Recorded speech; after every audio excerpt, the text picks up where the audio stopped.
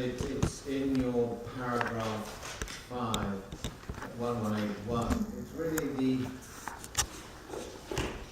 the assertion that there's a need for co-location. That's trauma and stroke. And also, I have a bigger question about the merit of specialist units as against all A&Es having the same standardised range of provision as an alternative model. So if you could comment on that, please. I think as a campaign group, we fully accept that there is clinical evidence that for a certain number of very specific conditions, it is important to have that sort of concentrated medical help. And therefore a HASU or a trauma centre needs to be located somewhere where there's good access across a number of hospitals in a number of areas. But as you'll know from our submission, we have actually met with Imperial Health Trust. We have asked Imperial Health Trust on both occasions that we met them what the clinical evidence is for basing a HASU and a trauma centre, co-locating them, and they haven't been able to provide that evidence. Now, it might be true, but we'd love to hear the evidence. That for us is one of the big issues, that we ask questions. We don't think they're stupid questions, but we can't get answers. We can't get answers of clinical and scientific evidence that back up their assertions that you need a trauma centre and a HASU together. And when you point out that just down the road from St Mary's, there is a HASU that does not have a trauma centre with it, I mean, the answer is sort of like that. Just a note to that. And I'm unsure what's going to happen to the regional neurosurgery centre that is Charing Cross. Because that's why there's a hassle there, because there's a cross, I presume, there's a cross-fertilisation between, for example, interventional radiology, etc. I don't know whether you were able to learn anything about that. I think all we've learned is that there's going to be 24 overnight beds instead of 360. And what they're going to be used for and how they relate to other services is as clear as mud, I'm afraid, at the moment. We've had met twice for 5 hours with the Imperial Management. We do attend CCG meetings as well as health board meetings, and we have asked questions about this. And I think what's most troubling for people who meet in the street and our campaigners is something straightforward.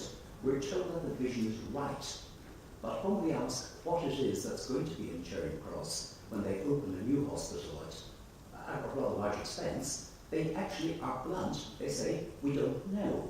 So they know the general plan will work, but they really have not planned out the specifics. And under pressure, they will tell us that. But there's a second string to it, and that is that each time we ask, we're told that they're bound by shaping a healthy future, which really was a product of an earlier body which no longer exists, and that there's no one body responsible who can take decisions. We've been told that, for example, by Dr. Tracy Batten, the CEO of Imperial, when we pointed out that we thought rethink was needed on some parts of the plan, or the whole plan, we were told to go and ask CCG because their secretary, Mr. Alcalay, was leaving soon.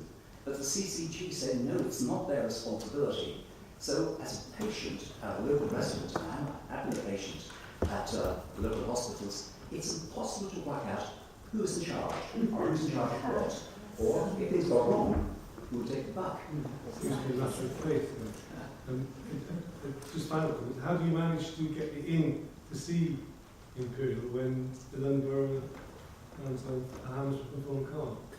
A challenge in one of their board meetings when they kept failing to answer questions, and I leapt up and invited them to meet with us, and much to my astonishment they agreed. Yes, I was just thinking about these initiatives that keep being mentioned, and obviously Torbay is the example that's used everywhere. Torbay, incidentally, for those who don't know, is actually falling apart now because the different components that came together are going in their different directions, and it's no longer running along the same lines. So even there, it presumes a certain continuity of effort. But to what extent do you get the impression that these initiatives are taking place? You mentioned small numbers, and I think that's definitely the case. And restricted time, they normally have a restricted time. Do you get the impression they're also given additional resources and preferential spending compared to what might be available? Certainly temporarily they get extra resources, but they are pilots. They talk about them as pilots, and there's never any talk about implementation should the pilots be successful and how that will be funded. One of our questions has also been about who will fund out of hospital care, because at the moment hospital care is paid for through our taxes. Are we going to have this as means tested sort of care? How long will it continue?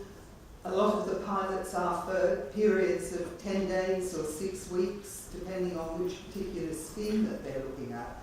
So basically the answer is no, we don't actually have any sort of clear idea of anything in terms of how it's going to be instituted. Has anybody come up with any suggestions as to how it might either be the same price or cheaper than the current balance of care? I think there's one very important factor to look at here is we have asked the question of Imperial and the CCG about paying.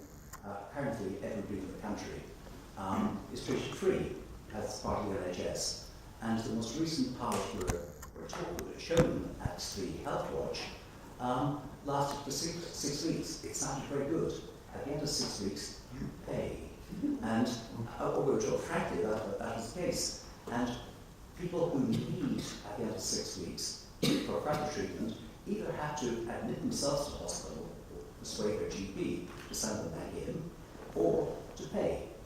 And when we ask questions about payment, time after time, people become very evasive. And this is particularly worrying because this very week, the chairman of the CCG told his members, that's Dr. Spicer, that what's happening in this part of London, northwest London, is, I'm quoting him now, is a pioneer for England as a whole. If what works here is going to be rolled out everywhere. But we're in the dark as to what would work and what would not work. Another word for pioneer is guinea pig, of course. But I mean, do you get an impression that there's information there to suggest whether or not these services might, as they claim, save money? Because overall we've got the context of £1 billion of savings that they're looking for out of this reorganisation. I personally cannot see that the pilot schemes that we've actually been to briefings about can possibly save money, particularly if they're going to be on the sort of scale that will be required if you're going to actually close down hospital wards and remove beds. Let me just add one little fact to that. At the January CCG meeting, a number of initiatives were looked at, and we were told the budget would stretch to 16, and thereafter they don't know what will happen. So what actually does look like a small set of quite good initiatives, the funding thereafter is not at all clear. But there's one other factor which we haven't touched on, and it's in our paper, and that's the relationship between shaping a healthy future and mental health. And when we broached this with the Imperial management, they were quite frank that the local mental health trust would not cooperate.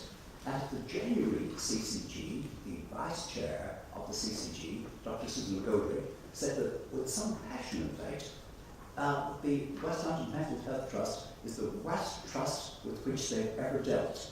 And given that we'd already been told that 20 to 25% of those who present at A&E have mental health conditions, this for us is very worrying indeed.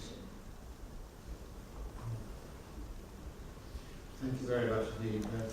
I have a request for a short break. We're halfway through the witnesses. It's a longer afternoon in the morning. So